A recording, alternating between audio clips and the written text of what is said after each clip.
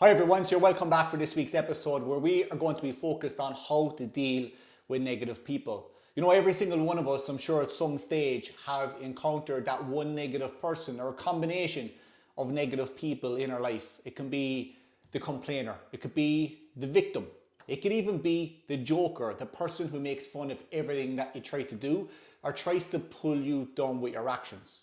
I think if every single one of us are being honest, we've been negative at certain stages of our lives. In fact, as part of a three-part series that we're doing of our books, our first book, Change Your Jacket, Methods from Military Sniper and Performance Coach and How to Shift Your Mindset, one of our books in the future is on how to beat your negative self. Because every single one of us can be our own biggest critic at times as well. And I'm sure that's something we might even get into in today's podcast episode.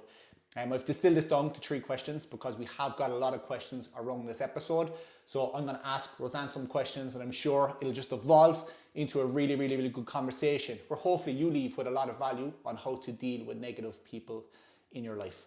So Rosanne, you're very welcome back here today again. Thank you. And thank you for walking all 20 feet up into the office for another session. So negative people, that's a great question to start off with. How do we deal with negative people? I suppose answering this question, if you asked me this maybe 5-6 years ago, I would be telling you a completely different line or answer on how to deal with negative people. I think you'd agree, for many years in my life, there has been quite a bit of negativity with certain people, and I won't obviously disclose who those people are. But I remember you saying to me numerous times, you'd know where I was if I came home a certain way. And I couldn't understand it. I was like, what's he talking about? But although I couldn't understand it, I just wasn't very aware of myself and how I was after being around those negative people. And, I remember I used to have this internal battle being so annoyed with myself and so frustrated with myself that I yet again was sucked into this bloody whirlwind of negativity, and it would consume me, for days and days on end. And I think definitely, doing the work on myself, massively improved how I deal with negative people. I think what can happen is, and I'm sure many of you watching this can relate to this, what happens a lot of the time when you're dealing with somebody in a negative way, they're at you, or I suppose they're, projecting their negativity onto you, is we can try and control the person. Not that we want to control the person, but we can try and control the person, hoping that they'll change. Try to change the person. Absolutely. As such, yeah. And, the reality is you can't change anybody. You can't make somebody change. They have to want to change. And the thing is, when people are negative, a lot of the time, they're not even aware that they're negative. So a lot of the time what can happen is... Like ourselves. And we can spend so much time focusing on what can we do to improve this person? What can we do as a person that, might help that person not be so negative around us? And that's something to kind of look at as well, is like, okay, so what are you doing when the person that you're in company with might be quite negative? Are you engaging with it, or are you kind of putting up that fence around you that regardless of what they say, that it's not coming in, it's bouncing off the fence? And I'll touch on that a little bit in a while, but we can spend so much time trying to change the person and trying to deal with a person, whereas in reality, the biggest thing that you can do for yourself is look inwards and say, okay, how can I respond to this person rather than react to this person? Respond versus react. Yeah, absolutely. And looking inwards and kind of saying, okay, how can I protect myself here? Because you can't change them. No matter what you do, it's not going to change how they are. Do you know? So instead of spending all that time putting so much energy into it, and also having them suck your energy, you have to be able, like, that mental barrier is what you have to work on. Yeah. You have to work on that mental barrier so that, for example, if I look at myself in the situation with the person in particular, that would be quite negative. So when I step into their presence and I'm in their company, it's like I have this, barrier or fence, should we say, that goes up around me. And it's like everything that's negative, because trust me, like if there was a solution, this person would still find a negative problem, you know? And sometimes you just have to accept that. And to me, I visualize when I'm in this person's presence or their company, something is said negatively. Before I probably would have reacted, and how I reacted was I probably engaged with it or I challenged them. You know, what are you saying that for? You know, whereas that didn't do anything for me. It didn't do anything for them. It probably just heightened the fuels level. it. It fuels it's it. the drama. Yes. If you get pulled into the drama and it spreads like wildfire. I think that's a really good first step, because I know that's quite a broad question. You know, how do you deal with negative people? And it's something we'll unpack over the full episode. But I think the first step, what you're saying there, is that you can't change a negative person unless they want to change. And it's like in coaching, we look at the drama triangle. I'm not sure if you've ever heard of a drama triangle, but visualize a triangle. And at the very peak of that triangle, when you are a coach and you're helping someone that wants to change, then you have a creator, okay, at the bottom right corner of the triangle, or a challenger, someone that's being challenged, someone that wants to be challenged, someone that's open to challenge, or someone that wants to create or design that next stage of their life. So a lot of people that we work with, for example, they're being coached by us because they actively want to create or design that next step of their life, or they want to be challenged. But when you're dealing with a negative person, right, the drama triangle, it's completely turned upside down. So you have a victim, you have someone that is a complainer, a victim, has a very negative outlook on the world. And whenever you have a victim and they don't want to change, you naturally become the rescuer, where you try to save that person, or you become the persecutor.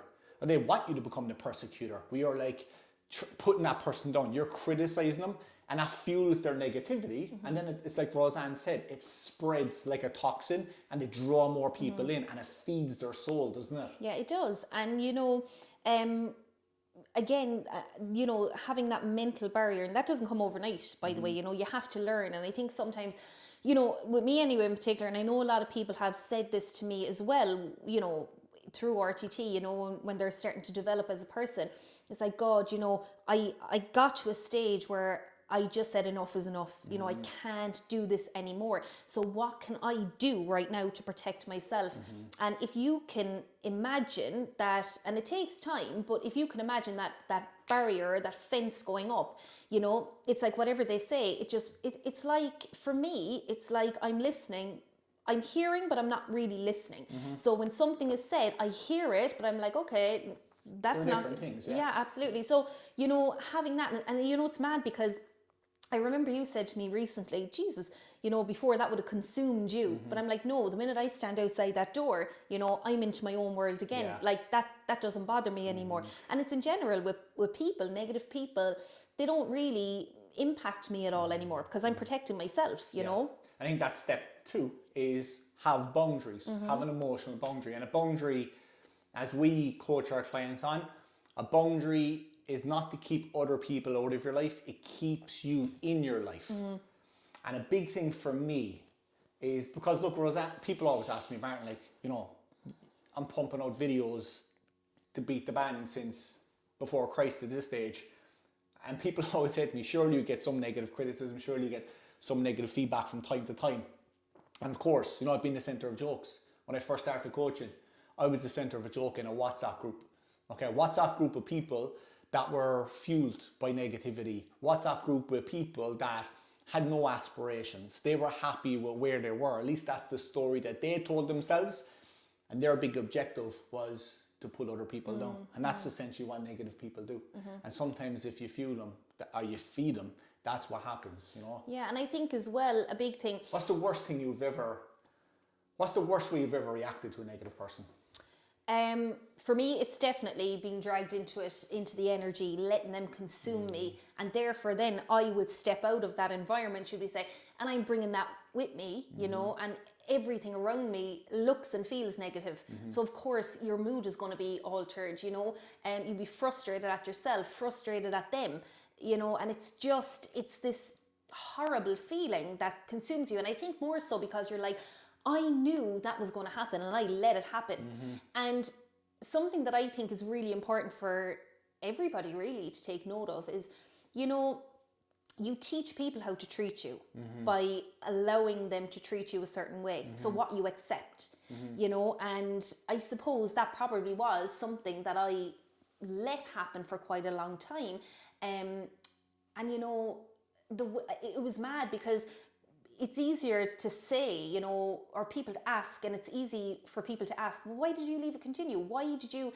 And, you know, a lot of the time when you're looking at something like that, although the person is negative and they're the instigator and they're the one who's making you feel like that, you still feel, God, well, I don't want to lose that person. So how do I stay here, listen but don't listen, but still be affected? So it's a vicious cycle. It's like a negative loop. Whereas you can still have the person in your life if you really want to, but you have to make that decision that you're going to say, right, okay, well, if this person's still in my life, or these people, because a lot of the time it can turn out to be a family, close friend circle, whatever it is, you know, you have to make the decision. It's like, whatever they do, whatever they say, that's on them. Doesn't come near me. And that's exactly, like, I always imagine that I have this like halo, or even, as I said a while ago, a barrier or a fence, and everything they say just bounces off. I don't care, you know, I don't care. But I always say to myself, you know, I don't think people intend to go out to be negative, right? Some people do, some people will disagree with what I say. But I think a lot of the time, you know, underneath that person who's negative, you know, they could be feeling so lost in life. They might have a lot of unmet needs. They might have grown up in a household where negativity was the main energy in the house. They know no different. And a lot of those people, they're not even aware that they are so negative. Well, I think everyone is negative, because no one grows up and says, right, I'm going to be such a negative person whenever I'm older. I think every single person from a very young age sees the good and sees the joy in life and in so many things. And it's as we evolve, and obviously we experience different situations and circumstances, we experience different people, and our environment shapes who we are. It's very easy to become a negative person and fueled by negativity. But I think what you even kind of touched on there, the word identity jumps to mind for me. And it's because, you know, when I asked you that question, what's the worst way you've ever, you know, dealt with a negative person or reacted to a negative person? And I know that I've reacted, you know, like in the army, for example, if I ever felt I was being unfairly criticized, that used to rattle my cage. It was something I really, really, really struggled to deal with. But then I became very reactive. And even if I felt that I was in the right, I dealt with it the wrong way. And then whenever I dealt with it the wrong way, guess what happened? I came out the bad guy. And what I've learned over time is that identity, that if I get up out of bed today and I have a goal and I've got aspirations of what I want to achieve in my life, all right? If I even meet negative people along the way, why should they pull me away from that goal? Like, why should I allow that to happen? Why should I put so much time and energy and effort into my goals, my aspirations, into creating a life for my family, into impacting other people, and then let someone who's negative pull me away from that? And I think that's at the core of everything. It pulls us away from who we are. That's what negative people can do if you allow it. If you allow them to control your emotions, it pulls you away from who you are. But you're dealing with someone who's being pulled away from who they are at the core, because they have unmet needs. There's certain needs that every single one of us have to meet. You know, the needs for significance, the need for certainty, the need for connection and belonging with other people. So people don't feel connected. You know, what will they do? They will do something in order to get people's attention. What do people get from being negative? Like, what is it that they actually get from it? If you have an unmet need, what are you getting from being negative to someone else? Well, it can vary, but there's some positive intent comes out of it. There is some positive intent. I think a lot of the time, right, if somebody is being negative, and I'll just use my situation or my experience for an example. If I look at the person in particular who would be quite negative and always has been, okay? I don't judge them for it, by the way, because now I understand people a lot more than I would have ever. And there's reasons for everything. But sometimes when somebody is feeling so low or lost or unfulfilled in their life, and then they look at other people And from the outside looking in, it's like social media now, you know. Everyone posts the great stuff. So that can leave people in the background thinking, oh my God, I'm not doing this. Yeah, I'm not good enough. And it's the same thing, I think, and this is just my opinion of it, with people who are living in close proximity to you, relationship wise, so say family, friends, whatever it is, and they might look and say, God, you know, my life didn't turn out like that. So, you know, I want that person to feel how I feel. I'm going to project how negative I am. Now, I don't think they actually say that, by the way, but I'm going to project to them how I feel with the intention of they might know how bad I'm actually feeling inside. But they might not even understand what they're feeling inside. They might not ever even notice it's negative, you know, because they might say, well, I'm only speaking my mind. I'm only speaking how I feel. And, you know, again, I do think there's some sort of positive impact for them in a sense that a lot of the time, you know, they might also gain something from it. So say it might get them attention. Positive or negative, doesn't matter. When somebody is looking for attention, it's like a bold child. They say, well, why, that they're doing that for attention. Yeah, but it's bad attention. Why would they want that? Doesn't matter. It's still attention. It's still attention. So again, negative people can look for attention in the form of being negative, whether it's good or bad, and people are giving out to you because you're negative, or they're saying, you know, what's wrong, I can help you. It doesn't matter. They're getting something from it. There's a dynamic, and that's important for people to understand, especially if you've got children and you're watching this. There's a dynamic in families with multiple children. You might have like a high achiever. Okay, so let's say, for example, you have a high achiever in the household. Well, then someone else says, well, he's the high achiever, so I'm not going to get attention for being the high achiever. He's getting attention for that. So maybe I have to be the bold one. Maybe I have to be the negative one. Maybe I have to be the troublemaker. Or even the sick one. Or the sick one, where I'm the sick one and I have to care for people. Or the joker. So people will all find their role in life. And for some people, and I think the sick one, for example, if you always get attention for being sick, it's very easy later on in life to become quite negative. Because as a result, you always got attention for being the sick person. So whenever I'm sick, I get attention. You know, so you take up the body language and the energy of that negative situation. And the mind straight away creates this belief that negativity gets me attention. But I always remember a number of years ago, I was working with a team.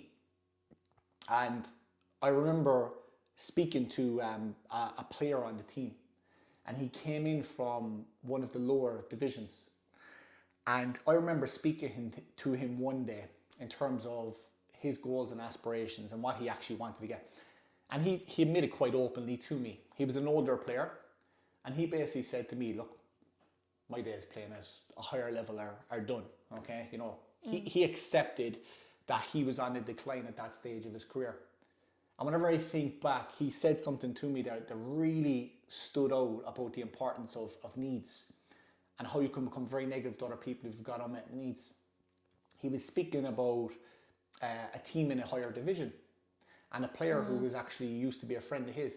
And I remember he said to me that he doesn't get along with that player anymore. And he said, you know what? A part of me gets more satisfaction from them losing than I do from winning. Okay? And that's what can happen is sometimes when you have someone that's accepted, I'm not going to chase what that person is chasing, or I'm not capable of doing what that person is doing. They get more fulfillment from pulling you down than lifting you up. And everyone's actions, we always say that to our clients, everyone's actions does one of two things. Either lift someone up or pull someone down. And that's the reality at the end of the day. I think self-awareness though for ourselves is so important because you know what we say a lot to people is what's inside comes out. Okay? And if someone is being negative towards you, what's it triggering inside you, you know? Absolutely. And you know, like we can think we're very aware of ourselves, and we're not always. We're more inclined to be aware of everybody else around us and watching everyone else intently. Okay, what's that person doing? You know, influencers would be a big thing here. I know people who spend so much time, they'll go as far as to, you know, buy into everything they're saying, whether they feel it's a positive or a negative. They don't care because this person has said it, because they've studied them upside down, inside out. And they, like, it's like a child when they're growing up and they look at a football player or a superhero. I want to be like that when I grow up, because they're spending so much time, you know, pinpointing everything positive about that person or negative. But you know, it's amazing because we do not do that for ourselves very rarely. And you know, it's something that kind of, I suppose, did really open my eyes many years ago, because like I don't think we're all gonna be ever really fully aware. I think because there is parts of us that, you know, I might be aware of right now, but I would not be aware of other things. So it is a blind spots. yeah, absolutely. But when it comes to things like this, it is so important to be aware. And if you're looking at somebody who's negative and you're looking at them and, you know, you're saying, oh, they annoy me, they take my energy. How much energy and time are you giving that person, honing in and focusing on how negative they are?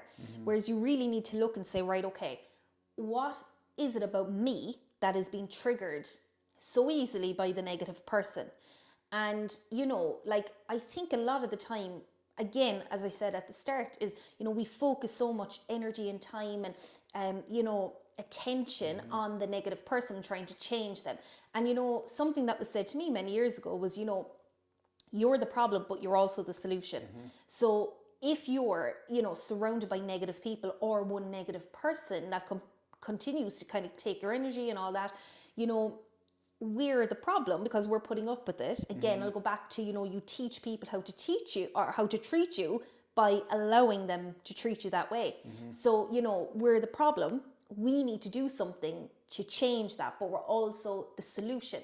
You can bring the solution to change that by putting up your guard, or, you know, not being afraid to say to that person, listen, you know, you're extremely negative. And I really don't like being in your company. I think we're very slow to do that. You know, honesty is the best policy. And if you're not honest with somebody, or at least hold the mirror up to them and say, you know, listen, okay, I might play a part in this. I might engage with you from time to time, you know, but I feel sucked in. But you are extremely negative. And, you know, that's the problem, I think, with all of us at points in our life, is that we're not honest enough. Yeah, and it's so true. And you said that multiple times, and it's good because you treat people how to treat you. But if you think of, think of a negative person in your life right now, and put a happy-go-lucky, jolly 2-year-old toddler in a room with them in their company, and you CCTV in the room and you monitor it, right? What changes? Are they negative? Do they have negative body language? Does the emotions on their face change? Oh, like it's... But you've seen that in the past, haven't you? You've seen people that are really negative, and then when they're in the company of a child, it's like the switch. It's like they become a different person, they become positive. Why? Because the child... It doesn't even listen. It's like... But it's taught them how to treat me. So it's the child has basically said, this is the energy that I expect whenever you're in my company. And it's the same every single one of us can do. If you're quite assertive, you know, straight away, like you become a very assertive person, you start to realize, like, I know whenever I was in the army and if I was in charge of a platoon or whatever, and you know, you'd be going overseas and you've got a list of 40 people that are on that roster with you. And you know, you'd hear stories coming through the grapevine from your units. This guy's a troublemaker, this guy's going to be a handful, this guy's going to break your heart. And it would never be the case. And the reason being is because different people react different to different personalities. And if you are maybe an assertive person, or just comes across in your energy that there's certain things that you don't tolerate, that person's going to change their behaviours towards you, you know? Yeah. So you really do teach people how to treat you by what you allow. And you know, like, a lot of the time, you know, it really comes down to, it's hard to do this, but sometimes it's a real lesson for the person who is quite negative, because if you continue to allow this person be this way in your company, regardless of you're letting that go in or you're not, you're still allowing them to do it. Whereas if you're the person who's honest and says, listen, I am not going to be in your company anymore if that is continuing, you know, because I can't listen to that.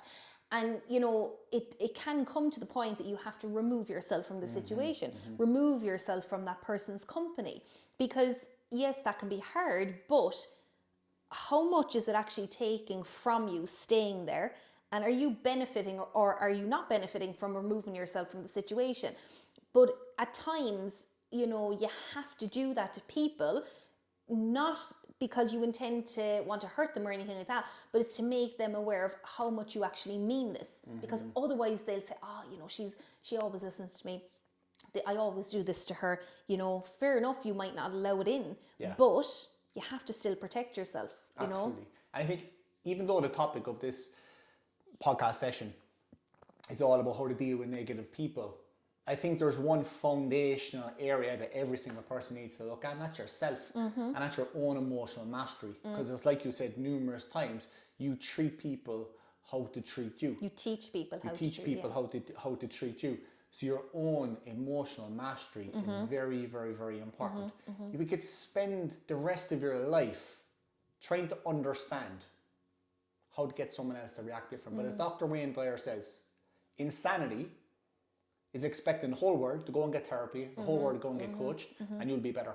It doesn't work like that. It doesn't. We have to focus on our own emotional mastery. You do. And, it's, oh my God, like even thinking now, even throughout my life, hoping and wishing that, if I do this or I say that, or if I, make them aware of this and this, that, these people would change. And actually, that never happens. Like, because as well, you have, if somebody's quite negative, if you bring them a solution or some positivity, they're going to find a way or some little peak hole that like, no, see, so they're going to continue to look for the negative no matter what you do. But being able to master like we do sometimes whenever we're actually trying to change something ourselves, and someone says, why don't you try this? And you're like, well, because there's some limited belief in it. Yeah, and then, but as well, it's like, if somebody tells you you're wrong or you can't do that, you automatically put up this barrier. Who does this person think they are? Does she ever look at herself or does he ever look at himself? That was me.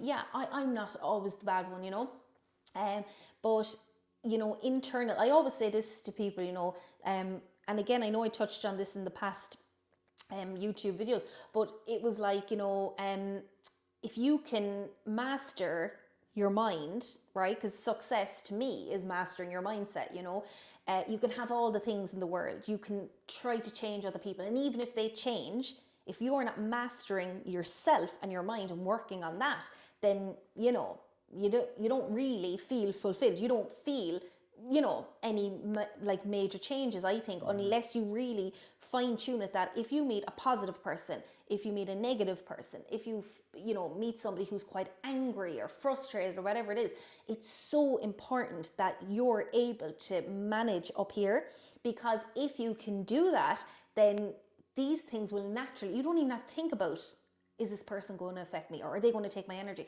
No, because you've built the mental resilience that no matter what comes your way, doesn't bother you, unless, yes, of course, positive people, you will have a natural, happy impact, feeling, obviously much happier because of meeting them. But when it comes to negative or angry or frustrated or really cross people, it doesn't bother you. And you see a lot, like even with the guards or, solicitors, doctors, sometimes they get fed abuse all the time, and I can only imagine what it's like to be a doctor. Yeah. So like, they're listening to this. Are you telling me that every one of them out there goes home with this baggage of negative people? Because I'm nearly positively sure here that doctors in particular, out of anybody, will meet negative people, because you could give them all the cures in the world, but they'll still find a negative, and that comes back down to what's going on inside with them. And if that's not identified, then they're always going to be that way. And I'm a firm believer that there's no such thing as you'll always be that way, but there is a part of people that always want to be that way, like not everybody wants to change. And there's no point in coming on here sugarcoating, no, everyone wants to change, but they're not capable, or they think they're not capable. No, there is people get so much out of being negative that they prefer to stay there, Exactly, because it meets a need that they have met for so long. And they've seen that this need equals love. This need equals connection. You know, for example, if someone is being negative and people are constantly in conversation with them, or people are constantly giving them attention, then they straight away equate that to a big need for connection with other people. And connection equals love. So they will feel naturally in our mind that this person still has love for me, this person still cares about me, because they're putting up with my bullshit, or they're listening to me, or whatever the case may be. Is there any final notes, Rosanne, that you want to add on this? Well, and this isn't just for dealing with negative people, it's dealing with life in general, you know, because I would have been quite reactive for many years for many reasons towards many things. And reactivity, and when you react, so when you react, you know, okay, you're reacting to the person. We'll use negativity here for an example. Somebody's being negative, you're reacting. You know, to them it's like, oh, you know, because something in their mind is probably saying, oh, now they're noticing what I have to feel, or now they can see why I'm so negative and so angry about this, you know. So you're adding fuel to the fire, but also what are you doing to yourself? Like you are like living like with stress and anxiety and frustration because look, you've let this happen again, you know, I don't like feeling this way, but here I am again, and just kind of nearly reaffirms, if you believe at all at some level, that, you know, you're a fool, you're listening to them, you're allowing them to, you can't change, you've always been like this. Whereas if you can learn to respond and come at it from a different angle, now that's quite hard to do, does not happen overnight, and you have to, it's like anything, it's like cycling a bike when you're a child. Like, okay, I get, we want everything yesterday, that's the way the world is going, right? But when you're looking at mastering something, like responding to things rather than reacting, then that takes trial and error. Now, if you're not willing to do that, or if you feel, oh, that's going to take too long, then you're probably going to stay the same. You're probably going to be that person who's reactive all the time. But if you can stop and say, right, okay, in my mind, how can I come up with some sort of, you know, a solution that I could, or even something that I can follow mentally. Okay, so when I, you know, encounter somebody who's negative, before I would have been quite reactive. That doesn't get me anywhere. But if I can learn to respond. So say, for example, a negative person says something quite negative to you, and there's maybe gossip and all this, you know, instead of engaging or challenging them with it, just say, okay, all right, sounds interesting, you know. And it's funny because you go the opposite to their energy. Because I was talking to one of the girls at my Pilates last week, and she's a nurse, and we're just in conversation. And I said, how, Liz, the trainer, said, how would you react to that? And she said, I just nod my head and say, interesting. I thought that's a good one, you know. That way, you know, you're keeping your stress levels really low because you're like, interesting. Sometimes the less you say, the better. And also, a really good tip that I got many years ago of a really good friend that used to be like my mom is Jacinta, and she's very funny. But she said, you know what you do, Rosanne? She said, when I was in the height of reactivity in my life, right? She said, if somebody comes to you with these things, you know, you need to look and say, is that right? Is that right? And she said, my husband always says that, and it's brilliant. And you know what? I use that a lot. You know, someone's quite negative to me. Is that right? Okay. And then you switch your ears off. Like, we don't hear everything, or we hear mostly everything, but we won't listen to everything. We always have a choice. You can choose to engage with it, or you can choose to let it pass you by. You can choose the energy you give. If that person's energy is here, they're being fueled by negativity, and you're here, the more you engage, the more questions you ask, the more you share, the more you get involved, the more you gossip, complain, whatever it is they want you to do, the more you meet them where you are. Whereas, like you say, if you keep it low key, and sometimes the less you say, the better. Even if you say nothing, I always think saying less or nothing is saying a lot. You know, you don't, sometimes, you know, do you ever, you know, if you encounter somebody and there might be something and they might say, oh God, they didn't say anything, they just looked at me, you know, and I knew, you know, I wouldn't go there. And that to me speaks volumes without actually speaking at all. So, you know, I always think the more that you can even section off in your mind, right, okay, this is what I do, right now I'm encountering this, what do I normally do, right, okay, put the barrier up now, and that doesn't bother me. And like, I definitely will say, like, I have mastered that, but again, it took time. You know, I remove myself from the situation, that's it has happened, nothing I can do about it. move on, Yeah. you know, because you can get sucked in. The longer you engage, the longer this will go on, and you're allowing them to do it, you know. Yeah, and I think a big one there again, what I'd like to finish on is that identity. It's so important that if you do meet negative people in your day-to-day life, if you're very clear on what you're working towards, you're very clear on what your goals are, you're very clear on what you want to achieve in your life, you have to ask yourself, is it worth taking my focus, my time, my attention away from that to focus on this person? The answer 9 times out of 10 is no. And I finished by asking those couple of questions. Okay, what can you do to protect your energy? So important. What's some of the boundaries that you could potentially create in your life right now? Things that you could give less energy to, things you could give less time to, things you could give less focus to.